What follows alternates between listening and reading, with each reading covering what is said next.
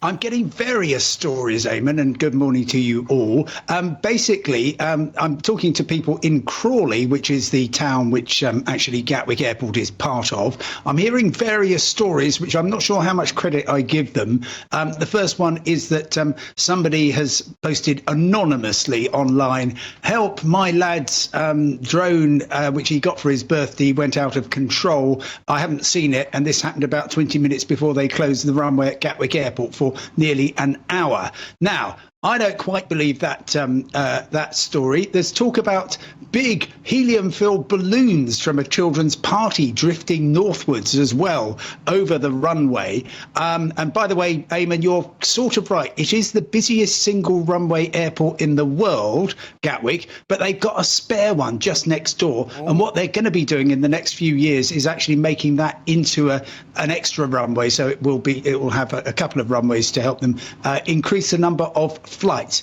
Anyway, this takes us straight back, of course, to December 2018, before even GB News. But I was around at Gatwick. They cancelled 1,000 flights in the week before Christmas. 150,000 people had their travel plans wrecked because of a drone, except it was never found and nobody ever knows if it actually existed, unless the villain who flew the drone allegedly is around. But just on what the technology is to keep them out of them, that there are really strict rules. Let's hear Sean has something to say on this before you go into that. Yeah, I wanted to ask you a question about the sort of the veracity of this claim that was put to me. Someone was telling me that there were security forces basically were thinking that maybe this was an attack on the air traffic control system, and that it was dressed up as saying it was a drone. What do you think about that?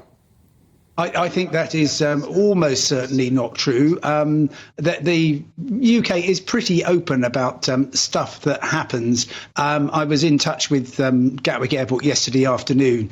I mean, it's a miserable experience. I mean, the people coming in from Valencia turned up in Bristol, much to their surprise. And being the busiest single runway airport in the world, getting stuff back on track is really tricky. But there are strict rules about drones, typically 5 kilometres from an airport, and there's something called geofencing, which means that you go and buy a top-of-the-range drone. It's got a range of perhaps 4 miles. You could go and sit on a hill and fly it towards Gatwick, but you will find, if it is properly secured, that it will effectively hit an invisible wall. It will simply not fly any closer to the airspace. And anybody, of course, living anywhere near an airport shouldn't be flying drones because of the risk to aircraft. So we will have an inquiry into this, but if it's anything like the last inquiry, it will end with basically, we don't know what happened.